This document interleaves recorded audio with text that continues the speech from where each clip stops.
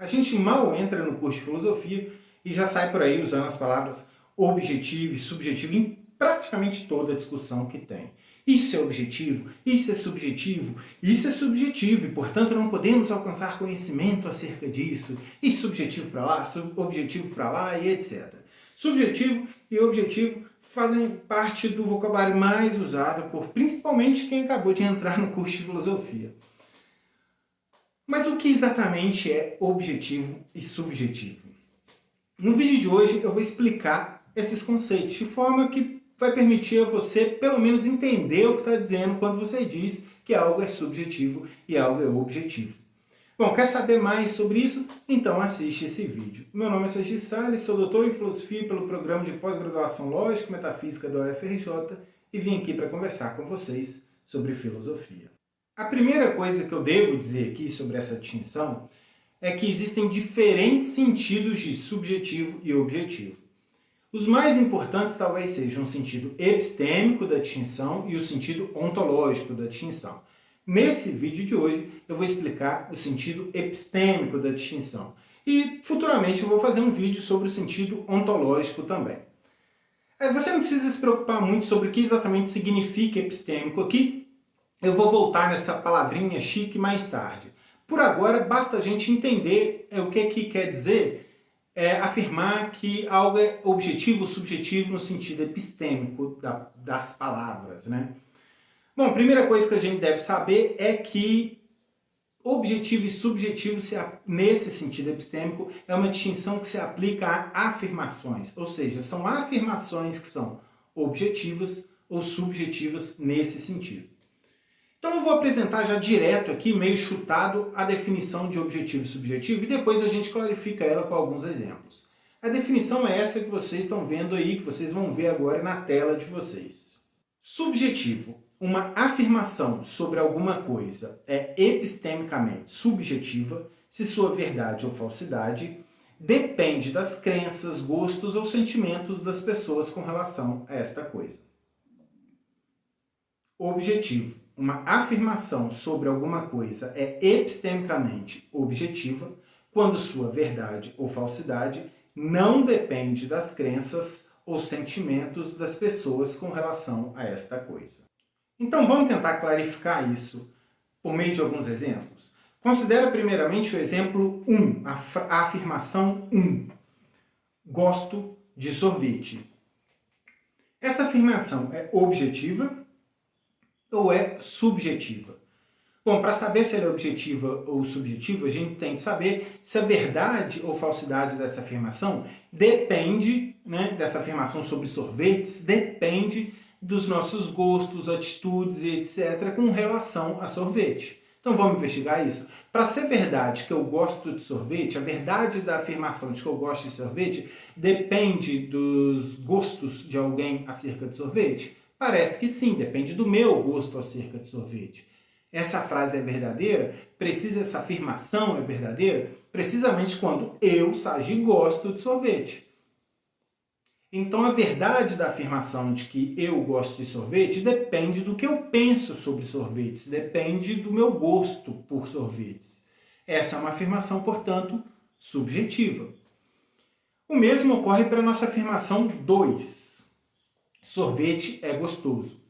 Essa afirmação pode enganar porque ela parece ser objetiva, né? Eu estou falando que sorvete é gostoso. Isso aí não depende do que eu penso sobre sorvete, do meu gosto sobre sorvete. Mas isso é um pouco enganador, porque pense no seguinte. Quando eu digo para Maria que sorvete é gostoso e Maria diz para mim que sorvete não é gostoso, faz pouco sentido eu começar a discutir com Maria, argumentar que sorvete é gostoso independentemente do que ela pensa e ela defender que sorvete não é gostoso independentemente do que eu penso. Parece que o que eu estou dizendo quando eu digo que sorvete é gostoso é que eu gosto de sorvete. E quando Maria diz que sorvete não é gostoso, ela está dizendo que ela não gosta de sorvete. Então a afirmação sorvete é gostoso, a nossa afirmação 2, também é subjetiva, na medida em que a verdade ou a falsidade dela depende das crenças, gostos ou sentimentos que alguém tem por sorvete. Quando eu afirmo que sorvete é gostoso, a verdade da minha afirmação parece depender do meu gosto por sorvete. Então aqui nós temos dois exemplos de afirmação subjetiva. Vamos ver um terceiro exemplo de afirmação subjetiva. Nossa afirmação 3. Acredito que o político X é o melhor candidato. Não, pera lá, eu estou dizendo que essa afirmação é subjetiva? Sim, é isso mesmo. Novamente, o procedimento agora é o seguinte: a verdade da afirmação 3, a afirmação de que eu, Sagi, acredito que o político X é o melhor, depende de minhas crenças, ou do meu gosto, ou dos meus sentimentos pelo político X? Depende. Essa afirmação é verdadeira quando? Quando eu, Sagi, de fato acredito, tenho a crença de que o político X é o melhor. Então a afirmação de que eu, Sagi, acredito que o político é o melhor candidato é de fato subjetiva, porque a verdade dela depende de alguém, nomeadamente eu, acreditar que o político X é o melhor candidato, ou preferir X em relação aos outros, etc. Então aqui nós temos 3 exemplos de afirmações subjetivas. Em cada caso que ocorre, é que a verdade ou a falsidade delas depende do que nós acreditamos, sentimos ou dos nossos gostos com relação a certas coisas. Bom, e quanto a exemplos de afirmações objetivas? Vamos ver agora um exemplo de afirmação objetiva. Esse vai ser o nosso exemplo 4. A Terra é redonda. Bom, você pode concordar que a Terra é redonda, ou você pode discordar que a Terra é redonda. Mas você há de concordar comigo que, se essa afirmação é verdadeira ou falsa, independe de nossos sentimentos, crenças ou gosto com relação à Terra. Se a Terra for redonda, ela vai ser redonda independente se a minha afirmação for verdadeira, nem minha afirmação de que a Terra é redonda for verdadeira, ela vai ser verdadeira independentemente do que as pessoas acreditam. Ela vai ser verdadeira mesmo que ninguém acredite que ela é verdadeira, ela vai ser verdadeira mesmo que ninguém goste de acreditar que ela é verdadeira, mesmo que as pessoas fiquem ofendidas pelo fato dela ser verdadeira, e por aí vai. A verdade dessa afirmação de que a Terra é redonda, assim como a verdade da afirmação de que a Terra não é redonda, não depende do que as pessoas acreditam ou pensam acerca da Terra. Então esta é uma afirmação objetiva no sentido epistêmico da palavra. Vamos ver outro exemplo? Nosso exemplo 5. Peso 85 quilos. Novamente, você quer saber se essa afirmação é objetiva ou subjetiva? Qual a pergunta você deve fazer? Bom, você deve perguntar se a verdade ou a falsidade dela depende do que alguém pensa, acredita, ou dos gostos da pessoa em relação a alguma coisa, né? Em relação ao meu peso, nesse caso. Depende? Não. Se é verdadeiro ou falso, né? Se essa afirmação é verdadeira ou falsa, independe, né? Não depende do que nós pensamos ou de como nós nos sentimos acerca de mim ou do meu peso. Se eu tenho 85 quilos, então eu tenho 85 quilos, independentemente de eu gostar de ter 85 quilos, independentemente de eu acreditar ou não que eu tenho 85 quilos, e por aí vai. Eu frequentemente erro sobre isso. Às vezes eu penso assim, eu acho que eu devo estar com uns 85 quilos, hein? Acho que eu devo ter emagrecido uns 2 quilos. E vou lá e peso e estou lá com 88 quilos, por exemplo. Quer dizer, minha afirmação de que eu estava com 85 quilos era falsa. Né? E, independentemente de eu acreditar nela, ela era falsa. Então a verdade ou a falsidade da afirmação eu peso 85 quilos independe das nossas crenças ou sentimentos com relação ao meu peso. Essa é uma afirmação objetiva. Bom, agora vamos considerar uma outra afirmação, a nossa afirmação 6. O político X é o melhor candidato. Agora olha que curioso. Eu disse antes que a afirmação de que eu acredito que o político X é o melhor candidato era subjetiva, mas agora a nossa afirmação é ligeiramente diferente. A nossa afirmação é que o político X é o melhor candidato. Essa afirmação é objetiva ou subjetiva? A gente tem de investigar se a verdade ou a falsidade dela depende do que alguém pensa, acredita ou de como alguém se sente em relação ao político em questão. Depende? A resposta é não. Eu posso muito bem achar que, suponho que eu afirme, o político X é o melhor. Mas eu posso muito bem acreditar que o político X é o melhor, mas na verdade o político X não ser o melhor. Se essa afirmação é verdadeira ou falsa, independe da minha opinião sobre ela, independe de como eu me sinto sobre o político, etc. Talvez eu ame o político em questão, talvez eu acredite realmente que essa afirmação é verdadeira, etc. Mas talvez, por exemplo, esse político seja extremamente corrupto, mas ninguém saiba ainda, né? e talvez ele seja o mais corrupto de todos, de tal forma que ele não só não é o melhor, talvez ele seja o pior. Minha afirmação vai ser falsa, a despeito de eu acreditar que ela é verdadeira. A verdade ou a falsidade da afirmação de que o político X é o melhor candidato não depende de nossas crenças, sentimentos e etc. Essa é uma afirmação objetiva. Então aqui a gente viu alguns exemplos de afirmações objetivas e subjetivas. É bastante simples a distinção, imagino que agora a gente possa ver que é bastante simples, mas ela nos ensina lições importantes. Há confusões aqui que essa distinção entre o sentido epistêmico de objetivo e subjetivo nos ensinam a evitar. Pensa primeiramente na nossa afirmação 7 agora. X é o melhor candidato. Esta é minha opinião. Bom, 7 é uma afirmação objetiva ou subjetiva. A coisa agora fica ambígua, né? Porque a pessoa começa fazendo uma afirmação que é claramente objetiva. X é o melhor candidato. Isso aqui é uma afirmação objetiva. A verdade e falsidade dessa afirmação independe do que a pessoa pensa. Mas depois ela prega lá ao lado dessa afirmação objetiva o que esta é a opinião dela. O que parece tratar a afirmação como se fosse subjetiva. Então repare no que está acontecendo. A pessoa começa fazendo uma afirmação objetiva e termina com outra afirmação que parece tratar a primeira afirmação como se ela fosse subjetiva. Isso é um equívoco. Não façam isso.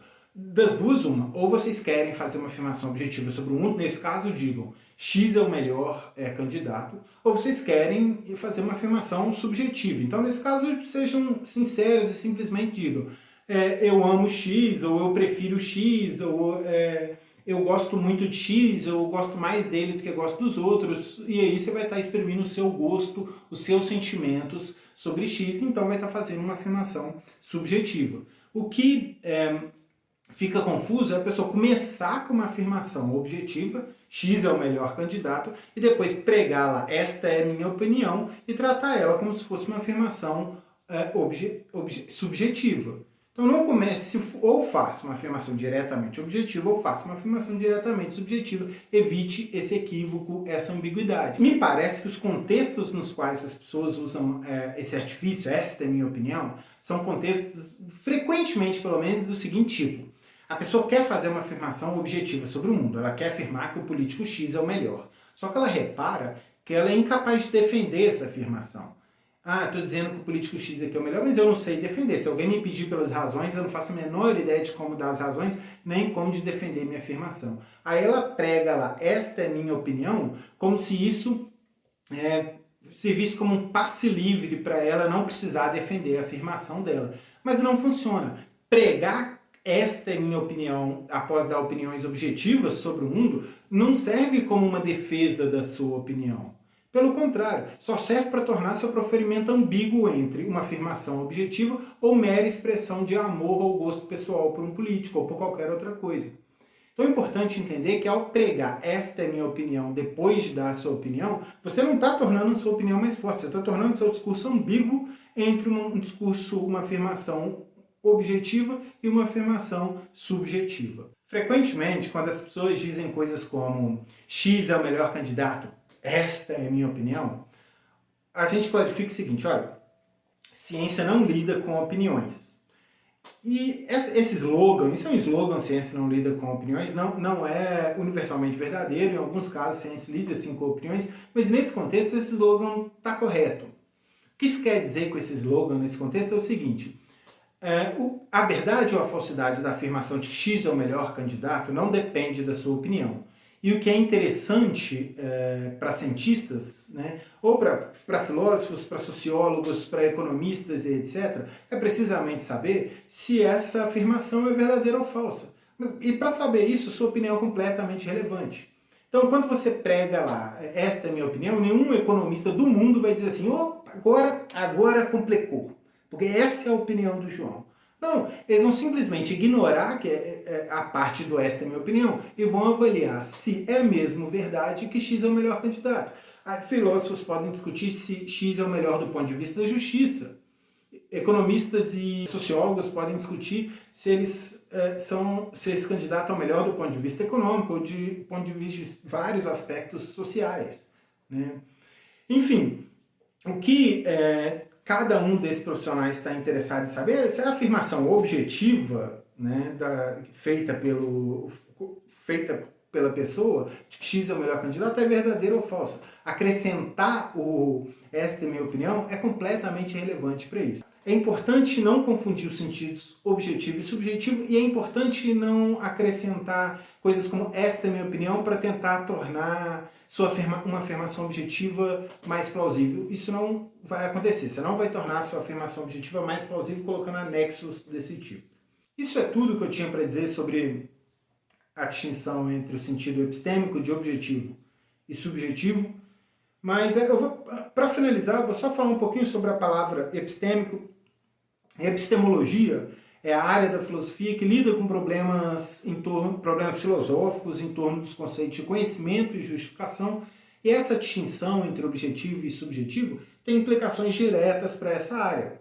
Né? Implicações diretas, por exemplo, para a nossa investigação dos modos como nós podemos adquirir conhecimento sobre diferentes domínios. Então pensa, por exemplo, assim, para eu saber, né, que uma afirmação objetiva é verdadeira, eu não preciso recorrer ao que as pessoas pensam ou sentem sobre ela. Para eu saber, né, conhecimento, para eu saber obter conhecimento acerca de se a Terra é plana ou não, eu não preciso investigar o que as pessoas pensam, se elas acreditam ou não que a Terra é plana, ou investigar como elas se sentem sobre a Terra ou não.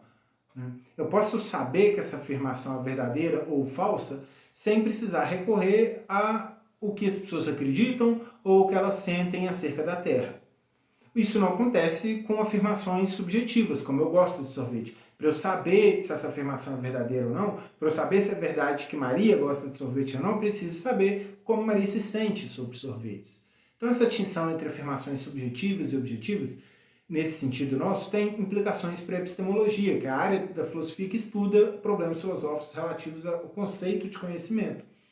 Isso explica por que a gente chama esse sentido de objetivo e subjetivo de sentido epistêmico.